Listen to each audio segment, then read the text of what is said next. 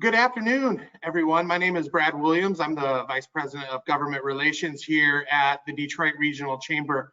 And I have the good fortune today of being here with my boss, Sandy Baruah, who is the President and CEO of the Detroit Regional Chamber. Good afternoon, Sandy. How are you? Hey, Brad, good to see you. Nice to see you and your new haircut. I know we've had lots of commentary in the Twitterverse about your new hair, so good to see it. Yeah, I know. I made the very wise choice of cutting off all my hair, and now we're exactly 1 week away from where I could get my hair cut, or I could just drive up to my parents' house and probably get my hair cut today. But I made the wise choice of cutting it all off, and we of course made the choice today to put coats on for the first time in 3 months. So that was a bold choice we made today too. How's it feel to put a coat back on for the first time in a while? I have to admit, Brad, it's a little tight. Well, I know you've spent the last 3 months in your basement, and if you're like me, your basement's probably a little chilly, so it probably actually feels a little nice to put another layer on. So it's good to see you. It's good to be here. We're going to talk about our transition today to phase 4, which is big news here in Michigan. And of course, Michigan, it's been frustrating for a few folks that, we've been a little bit slower than some states to open up. Can you share why Michigan has been a little bit more cautious than some of the other states to open back up? Yeah, to put it bluntly, we had a bigger problem. Really, as everyone remembers, Detroit in particular was one of the nation's hot spots. And when you compare the number of cases, the trajectory of cases that we had in Michigan overall compared to states like Indiana or Wisconsin or frankly even Ohio, we had a much faster trajectory and a much higher peak. Now that was driven by the Detroit region. And other parts of the state did not experience it in the same way we did. And while we don't know for sure exactly why, I mean, the scientific study hasn't been done yet to say, why was Detroit such an outlier? I think there's a handful of things that we do know that kind of make a little bit of common sense. One is our international airport. I mean, we have one of the busiest international airports on the planet. We have so many direct flights to different parts of the world. And obviously our airport is a major employer. But related to that is the auto industry's strong connection to China, including the Wuhan region of China, and the parts of northern Italy that were also severely impacted. So when you think of all the automotive travel going both, east and west, coming back here, there's no doubt that we had the cases earlier than other places, and we had probably more of them.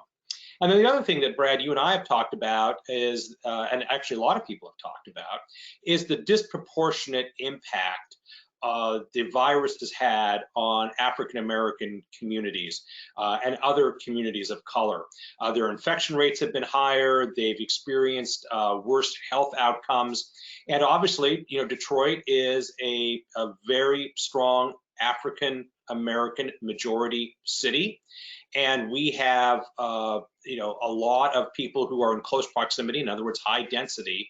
So we had a lot more work to do. And even today, we have more cases in Michigan than our countering states. Fortunately, particularly in the Detroit region, our case numbers are declining really strongly, which is good. We do have other parts of the state where the case numbers are either not declining or kind of staying kind of stable. The good news is in some of those other parts of the state, there aren't huge numbers. They're just not necessarily declining. And what people forget, I mean, some people who are saying, oh, we need to open up sooner, we need to open up sooner, look at these other states. I think they're forgetting two things. One, we were in a worse position to begin with. And secondly, our economic success is going to be really determined by our health success. We need our health outcomes to improve, to be better, before people are really going to feel comfortable going out in any kind of mass numbers to ensure that we have the economic success our businesses deserve and our economy needs.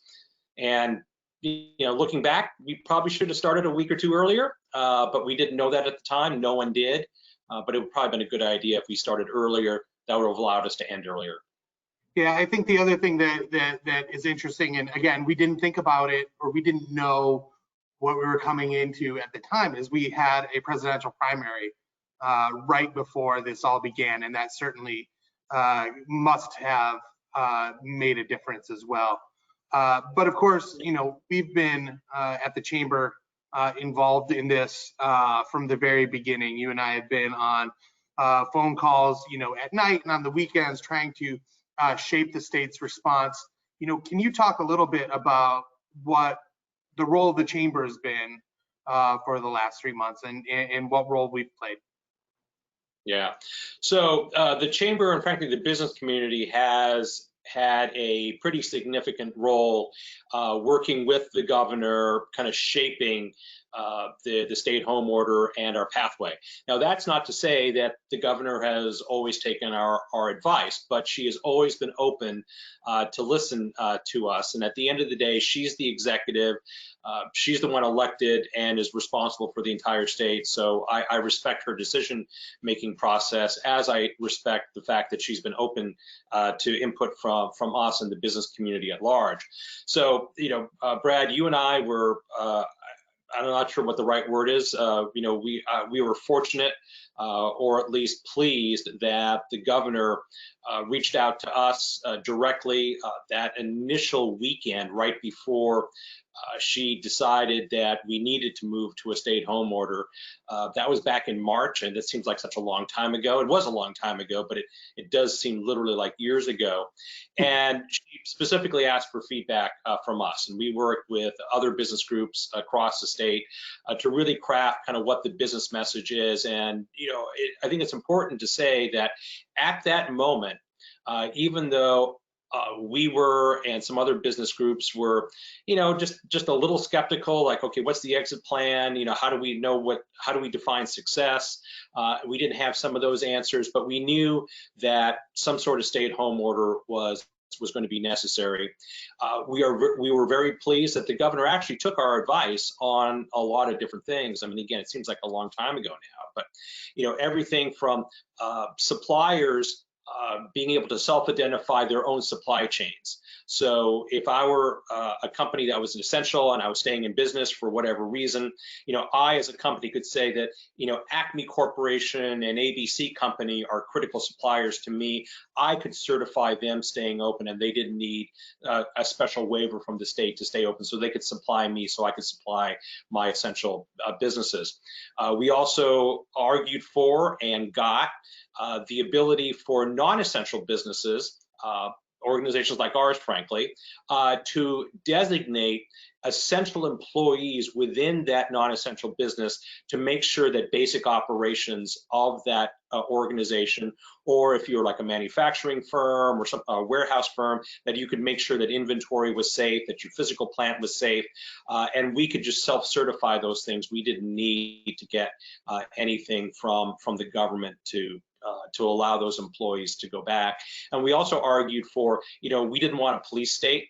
And this was something that the governor really readily agreed to. We didn't want to have people to have papers, although we at the chamber, we provided anyone who needed to go to the office a piece of paper saying that that was allowed, but that wasn't necessary.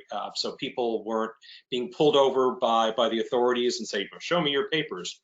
And the other way that the governor has reached out to the business community is that Nancy Schlichting, former CEO at the Henry Ford system and former chamber chair, along with Jerry Anderson, the executive chair at DTE, formed a group called the Michigan Economic Recovery Council that reports directly to the governor, providing feedback, direct feedback to the governor about, the stay-at-home order, what kinds of steps or outcomes do we need to start seeing, and that has been hugely effective. And what's great about the MERC is that it is 50% business executives and 50% healthcare people, and they're working in collaboration. So it's not just a business voice, it's a business voice with a healthcare voice, providing the governor really a 360-degree view of where we stand from a health standpoint and from an economic standpoint. So yeah, I think that's where we've been. So the governor has been again has been open, and we appreciate that. But she obviously has made a lot of decisions, Brad, recently, and she's moved really quickly in the last several days. So you're our man in Lansing. You're the one who understands this, far better than I do. So I'd like you to break down for our audience exactly where we are regarding the governor's stay home, stay safe order, and how that differs from kind of the emergency order that is separate. So where do we stand with those two big orders, and how do they interact with each other? Yeah, it's been kind of dizzying, hasn't it? I mean, every time you get a press conference, it seems like there's new news to break down, right? And it's understandable sometimes why people don't quite understand the details of what's going on, right? Because our members are running their business every day, and this is my business, so I'm paid to understand it. But here's the deal, really, is we are no longer under a stay-at-home order, and that's great news. Before, when we were under a stay-at-home order, the presumption was that you should be at home unless you met certain qualifications. So if you worked in a critical industry, or you were going to get necessary health care, or you were exercising outdoors. Now, the presumption is that you may leave your house unless certain things are happening. Like, for example, you're sick, or until June 15th, you can't get a haircut, those sorts of things. And so the presumption has changed. It's not that you have to be at home anymore. So that's great news. You're still probably better off being at home and maintaining social distance. I mean, social distance, the ultimate social distance is being within four walls, but you may leave your home. And that is good news for everybody, particularly our members. And so when the question is, what is an emergency order? We're going to be under emergency order for a long, long time. An emergency order is the power the governor has to, close schools, to issue the stay-at-home orders, to open or not open barber shops and nail salons, those sorts of things. So an emergency order may extend well beyond even this calendar year. And emergency powers may exist until we have a vaccine, and even beyond that. Now, that does not mean that the governor is going to be, continually, opening or closing hair salons and those sorts of things. But it is important that under a public health emergency like this, that we have an executive that can respond quickly. And so that is the difference. And that is why we will continue to be under some sort of emergency management, for quite some time. But we are moving fairly quickly to, some sort of recognizable normalcy. So now the emergency order. So is it a good way, Brad, to look at the emergency declaration as kind of an umbrella, and the stay-at-home, stay-safe order was kind of underneath that umbrella? Yep, exactly. And so the good news is we can go out now. Restaurants are opening today, those sorts of things. There are all sorts of new things, in the last 3 months, things that we can do now today. And the stay home, stay safe order is no more. And now the presumption is that we can go out except for certain things. And the emergency order also, doesn't that allow the governor to access, gives her more flexibility in terms of her ability to respond to things? There's more avenues that she has to make decisions and to deploy resources. Yeah, and so it gets a little complicated here, and this is something that is currently being litigated in the courts, and you've heard this in the news about the legislature bringing a lawsuit against the governor. There's two statutes under which the governor can declare an emergency. There is the 1976 Act, and there's the 1945 Act. The 1976 Act has a shot clock and it has broader powers. The 1976 Act says the governor must go to the legislature and ask for an extension after a certain period of time. The 1945 Act has a narrower set of powers, but has no shot clock on it.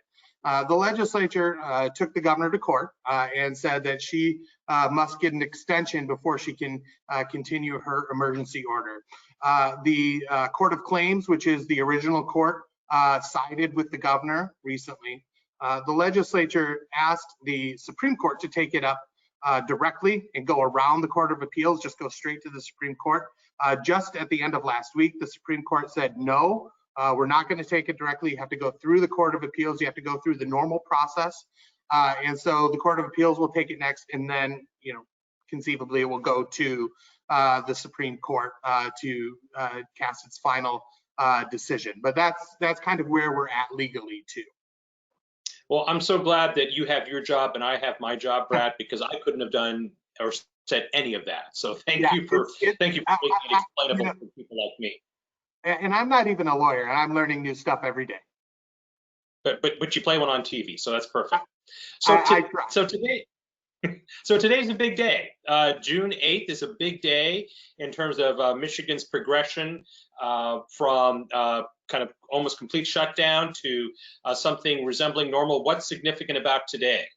Well, I think the most significant thing about today is twofold. One, restaurants and bars can open back up for in-person dining.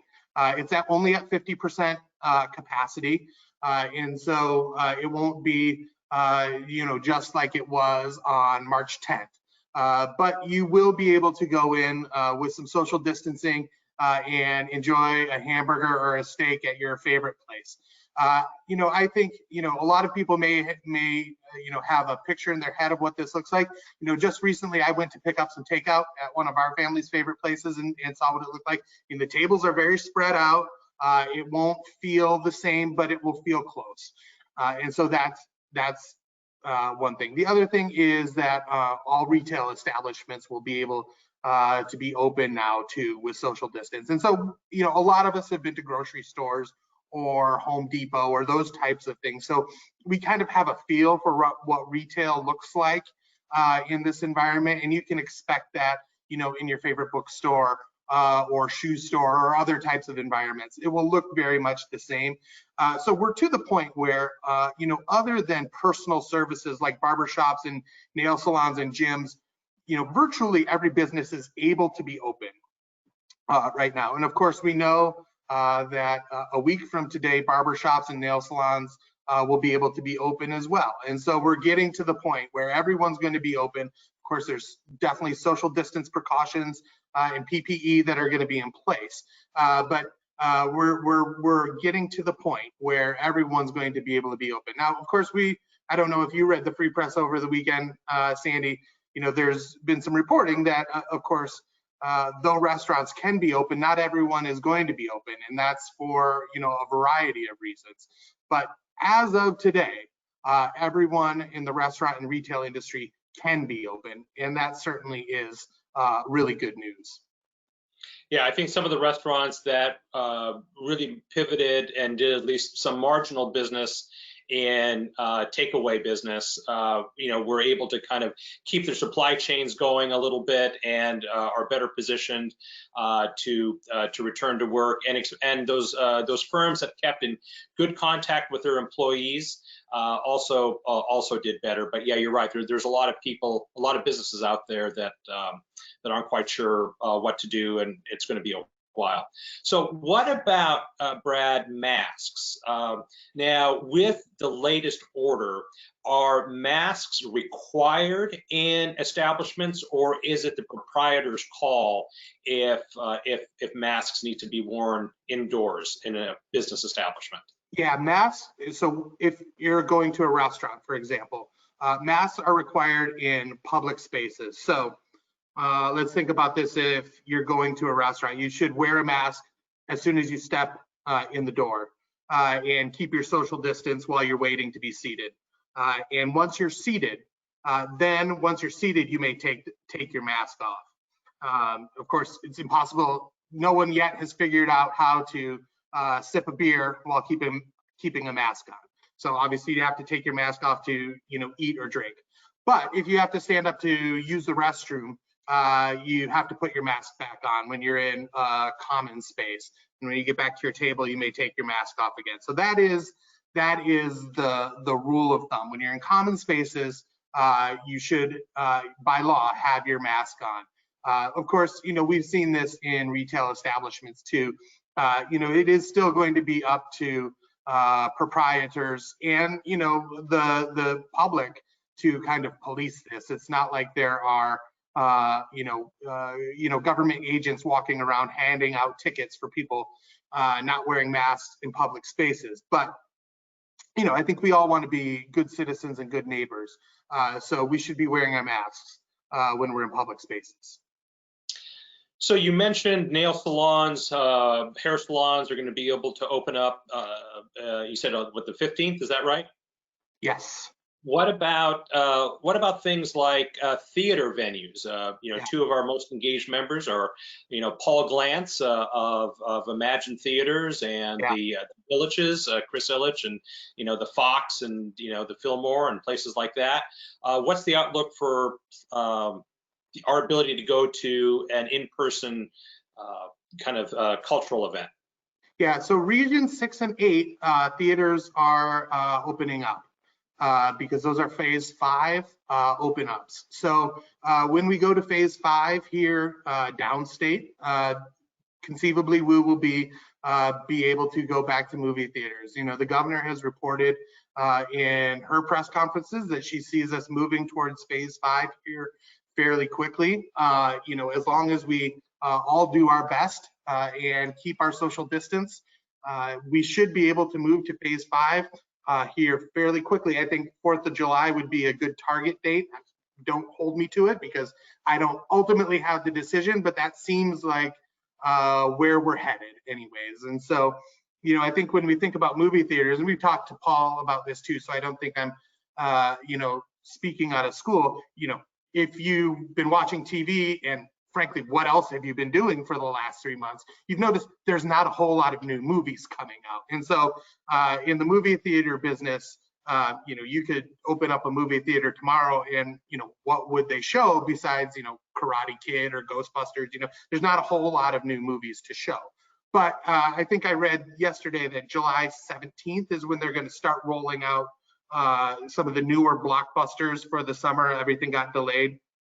And so that seems to me like a target when movie theaters are going to want to really open back up as well. So that seems like pretty in line with where we're headed in Michigan too, when you'll be able to go out to movie theaters. Of course, there's going to be occupation limits there too. You're not going to be able to jam hundreds of people into a movie theater like you have been in the past. What I found interesting, Sandy, and I don't know how you feel about it, but there seems to have been a rise of people interested in going to drive-through movie theaters. I know you're a car guy. How do you feel about drive-through movie theaters? Have you found a drive-in that you want to go to? Yeah, great question. So I would not go to a drive-in movie, Brad, because I don't allow eating in my car, and I just don't want to sit there. and watch a movie. I want my popcorn. I want my, 125-ounce soda, whatever it is, and I just won't do that in my car. Okay, well, note to self, don't ride in Sandy's car for a long road trip because I need to have my bugles and my Diet Coke. Yeah. We'll put you in the trunk. So what about now? So you said we're going to move to, we're more than likely moving to phase 5, hopefully around the Independence Day holiday. Now, phase 5 doesn't mean business as usual either, right? Right. So what Yeah, give, I mean, give us an idea what phase 5 looks like. So phase 5 is really the last step before we get the all clear sign. Phase 6 is the post-pandemic phase. So phase 5 is where we're open, but we still have the social distancing and the limits on crowd size in place. So phase 5 is where they're moving to up north, where of course they didn't have nearly the outbreak that we had down here to begin with. And we'll be there soon. And so phase 5 is, I think, where we're probably going to be, until we get a vaccine, where we'll have restricted number of people in enclosed spaces, where we'll still have to wear masks, but we'll have as close to normal as we can be until we get to a vaccine. It's not going to be like it was on March 9th. But it's going to be as close as we can hope for until we get a vaccine. Let's keep our fingers crossed that everyone can stay safe and stay healthy, and that we can get there here in short order. And at that point, then it's going to be really about controlling any outbreaks that we get until we get to a vaccine. So, for example, if we find that there's been a flare-up in a community, we may have to clamp down on that community to contain it in that community in hopes that it stays in that community and doesn't spread further, so that we have to go on an entire state shut down again. I mean, that's the hope, right? Is that we don't have to shut down an entire economy again. And if we can be successful at that, then we can stay in phase 5, for the foreseeable future until we can get a vaccine and be in phase 6 and put this nightmare behind us. So a comment and a question. So, comment, I think what you said about, the northern regions not having nearly the outbreak, I think that was part of the rationale for having the entire state still kind of locked down, because the people up north, especially the healthcare providers up north, didn't want those of us who might be in more affected areas like Southeast Michigan traveling up to, say, Traverse City or the UP and potentially, bringing the virus with us there. So I think that worked, and that's my comment. My question is that given that phase 5 is still, we have no vaccine, it's potentially the longest phase, right? We're probably going to be in phase 5 longer than any other phase. Yeah, I think that's fair to say. I'm not a scientist, so I don't know for sure how long a vaccine takes, but it seems like, yes, we're going to be in phase 5 for quite some time. And I think people should be prepared that it's going to be the rest of this year, it seems to me, that we're going to be in phase 5 at the very least until we get a vaccine. Okay. Should we talk a little bit about what we need to do now? I think you've got some questions that we've prepared. I think we should. So, as we go into phase 4, what are some of the steps that businesses should be following to stay in compliance with phase 4, Sandy? And, and why is it businesses that are now allowed to open follow these phase 4 protocols and follow these guidelines, as we reopen? Why is this so important? Yeah, that's a really important point. I mean, as more and more businesses get the green light to open, it is super important that businesses really be diligent in taking the proactive steps they need to take to keep keep both their employees and their customers safe. Now, fortunately, every business that I've talked to, that you've talked to, that's a member of the chamber, completely gets this, right? They completely understand that, hey, we know that when we're allowed to open, it's not going to be business as usual. And the way we are talking about it at the chamber is, as we all begin to reopen, we all have a responsibility. Now, not just to the public, although that's a huge responsibility. I mean, businesses are citizens as well, and we need to do everything we can to protect public health. But I'm really trying to ensure that businesses understand their responsibility to other businesses. Because if business A doesn't do the things that are necessary to enforce social distancing, enforce the mask wearing, enforce the proper and aggressive cleaning, and someone does get sick, then that casts a pall over that kind of business or that little location of businesses, that, oh my goodness, there was an outbreak at that restaurant or that, that clothing store or whatever it is. And, it's important that businesses all understand that we have a responsibility to each other, because, at the Detroit Regional Chamber, our goal is to ensure or do everything that we can to get more businesses up and running and get more businesses to get more business. And that's only going to happen if people feel safe. And if people don't feel safe because they hear about, oh, so-and-so went out and came back and got sick and they have to self-quarantine, or if a business has a reputation for, gosh, I went into that business and they don't care about the masks and they seem really cavalier about things, that's going to make people unsafe.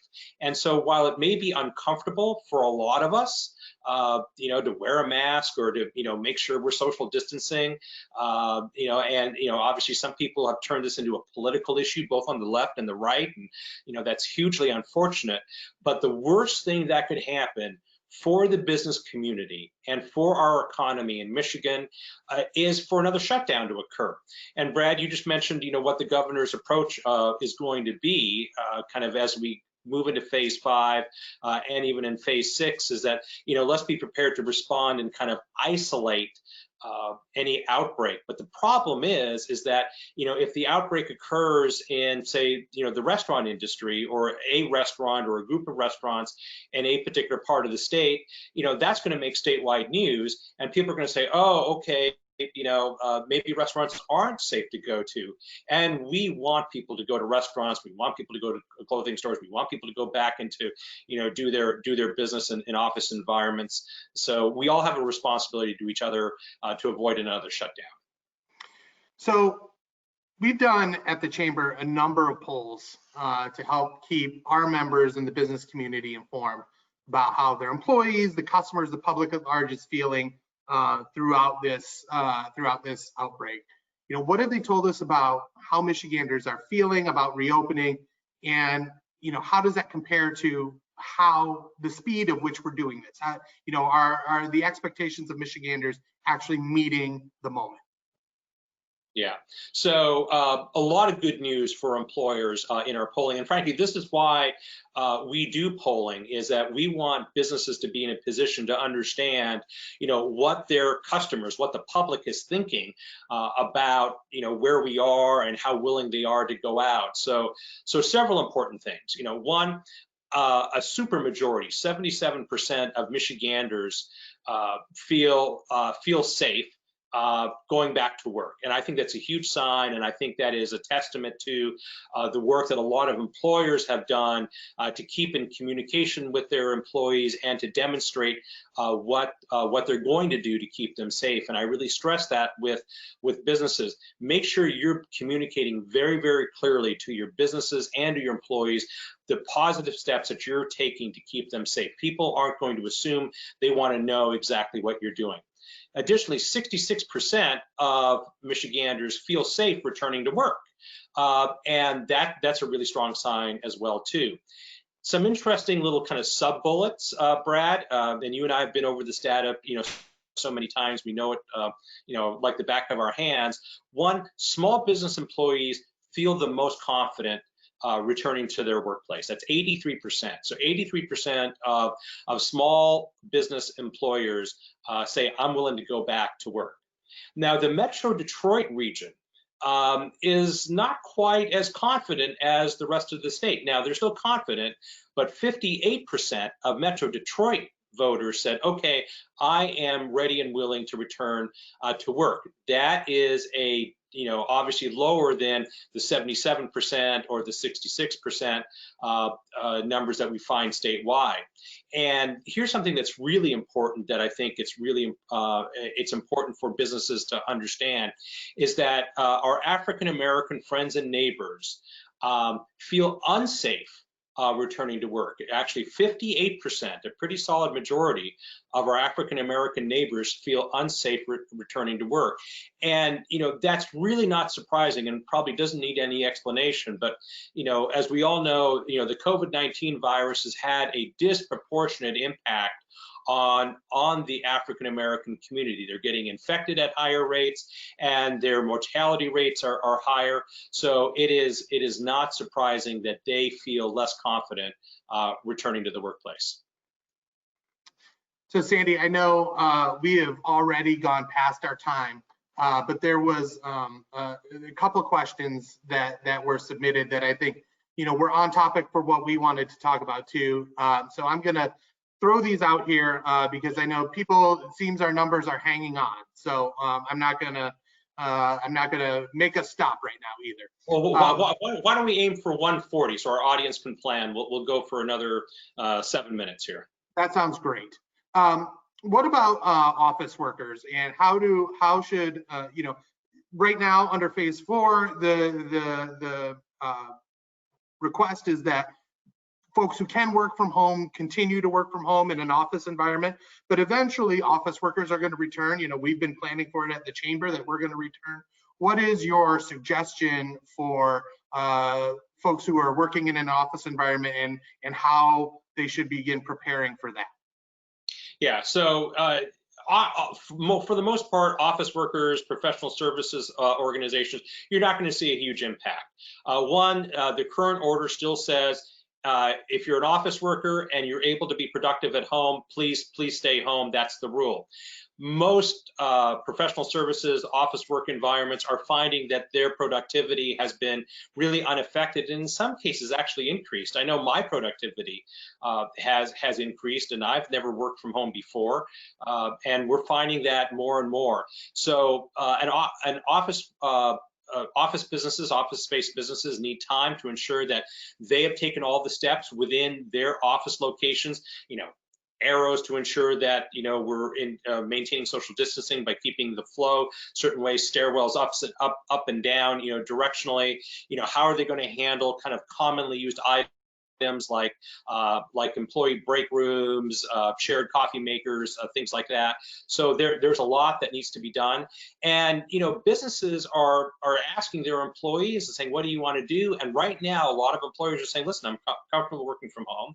I'm productive working from home. I don't want to go to a building where I have to, wait to get on the elevator because it's limited to 2 or 3 people. I don't have to wear a mask all day. And if my colleagues aren't going to be in the office, I might as well stay at home. So I don't think we're going to see a big groundswell of people going back into office environments. That's fine for the office environment, but I also think, Brad, when I think about your office in downtown Lansing and the main office in downtown Detroit, all the small businesses, all the restaurants that we help keep in business by frequenting them, and if we're not going to be in the office, that's going to have a ripple effect across our smaller communities.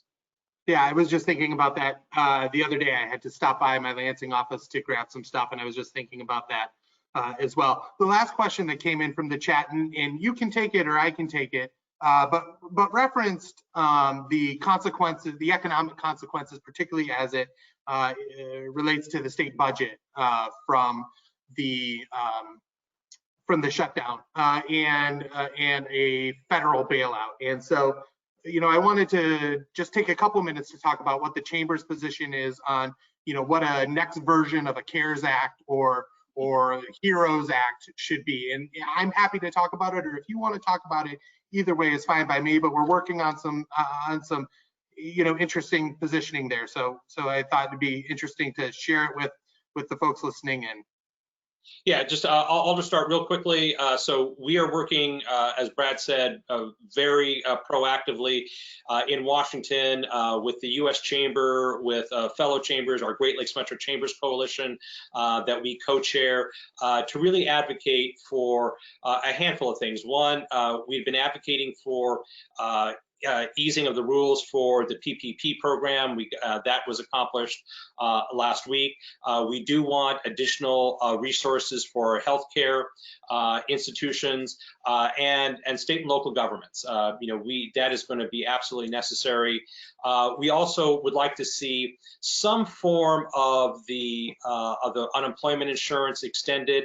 We're certainly flexible on the $600. I mean, that has obviously created some of its own problems in terms of getting people back, but it's set to expire at the end of July. That's also when a lot of the PPP money kind of comes to an end in terms of businesses' ability to spend that. So what we want to avoid is another huge spike this summer in unemployment.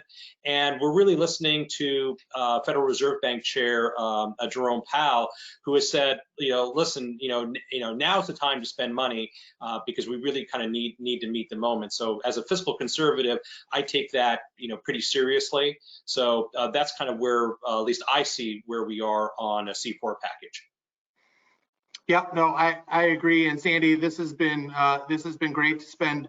I don't know that you and I have gotten 40 minutes to spend talking to each other in the last 3 months. And, we've spent a lot of time staring at a screen looking at each other, but I look forward to the time when we can do this face to face, maybe with a glass of bourbon here.